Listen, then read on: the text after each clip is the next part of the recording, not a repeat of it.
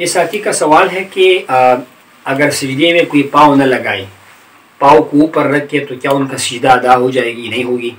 اس کی نماز پہ فرق پڑے گا یا نہیں پڑے گا؟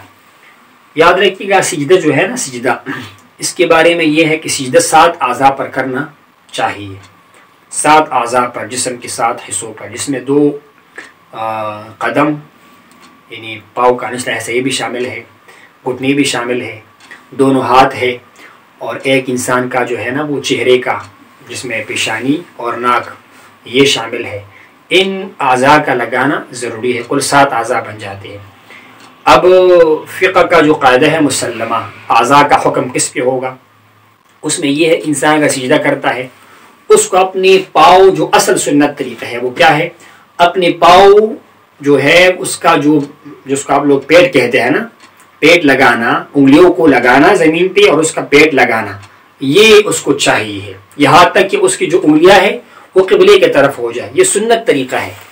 آپ کے پاؤں کے 10 انگلیاں ہیں، 10 کے 10 کا نچلا حصہ لگاؤ، اس کو تھوڑا سا دباؤ تاکہ انگلیاں جو ہے وہ قبلے کی سمت ہو جائے۔ یہ سنت طریقہ ہے، سنت ہے۔ اگر ایک انسان نے فرض کرے تمام انگلیوں کو لگایا اور ان کو زیادہ نہیں دبایا، لیکن ساری انگلیاں لگ گئی زمین پہ اور اس پر جو ہے نا مطلب وہ ہوا میں کڑی نہ رہی، تو اس کا سجدہ تو ادا ہو جائے گا، لیکن کم از کم 3 انگلیوں کا جو یہ پیٹ ہے نا، یہ حصہ جو ہے یہ قبلے کی طرف ہونا چاہیے۔ اگر 3 انگلیوں سے کم جو ہے نا وہ حصہ ہوا اور 3 انگلیوں سے زیادہ نہیں ہوا، تو اس میں نماز میں کراہت آ جائے گی۔ اس کو مکروہ کہتے ہیں نا، واجب الادا، جو نماز مکروہ تحریمی ہو جائے نا، جس میں کراہت تحریمی آ جائے، مکروہ تحریمی آ جائے، اس کا دوبارہ پڑھنا واجب الادا ہے، لازمی ہے کہ اس کو آپ دوبارہ پڑھ لیں۔ اور اس میں یہ اگر ایک انگلی کا لگانا تو شرط ہے، زمین کے ساتھ ایک انگلی لگ جائے گی اور وہ زمین کے ساتھ آئے گی، اس پر بوجھ آئے گا، یہ تو شرط ہے نماز کے سجدے کی صحت کے لیے۔ اگر ایک بھی انگلی نہیں لگی، یا صرف ان کا جو سرا ہے نا ناخن والا، صرف اتنا لگ جاتا ہے، باقی پاؤں آپ کے ہوا میں ہے، انگلی آپ کی جو ہے اوپر ہے، تو اس سے شرط پورا نہیں ہوگا، پھر سجدہ جو ہے وہ درست قرار نہیں پائے گا۔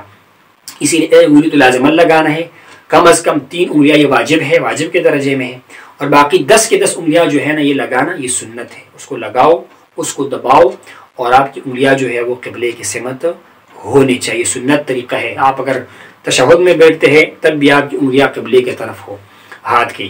اگر آپ جناب والا سجدے میں چلے جاتے ہیں، اپنی پاؤں کی انگلیوں پر جو ہے وہ زور ڈالو گے تاکہ اس کا جو فیس ہے وہ قبلے کی طرف ہو جائے۔ اسی طرح اگر آپ تکبیر باندھتے ہیں، تکبیر تحریمہ کرتے ہیں، تو پھر آپ کو جو ہتھیلی ہے نا ہاتھ کا، اس کا قبلے کی سمت ہونا چاہیے۔ سنت طریقے ہیں سارے۔ یہ بھی سنت ہے کہ آپ کی 10 کے 10 انگلیاں زمین پر لگ جائے اور اس کا جو فیس ہے، چہرہ ہے، وہ قبلے کی طرف ہو جائے۔ اگر فرض کریں 3 انگلیاں لگ جائے گی تو واجب ادا ہوگا کراہت کے ساتھ، اور اگر ایک بھی انگلی نہیں لگی تو آپ کا سجدہ سرے سے ہوا نہیں۔ یہ ہمارے کتاب ہے رد مختار، اس کے اندر یہ بات لکھی ہوئی ہے کہ اس سے پھر نماز جو ہے نا وہ ادا نہیں ہوئی۔ لہٰذا کچھ لوگ بڑی جلدی میں ہوتے ہیں اور سجدہ فٹافٹ ادا کرتے ہیں اور پاؤں کے لگانے کا خیال نہیں کرتے ہیں۔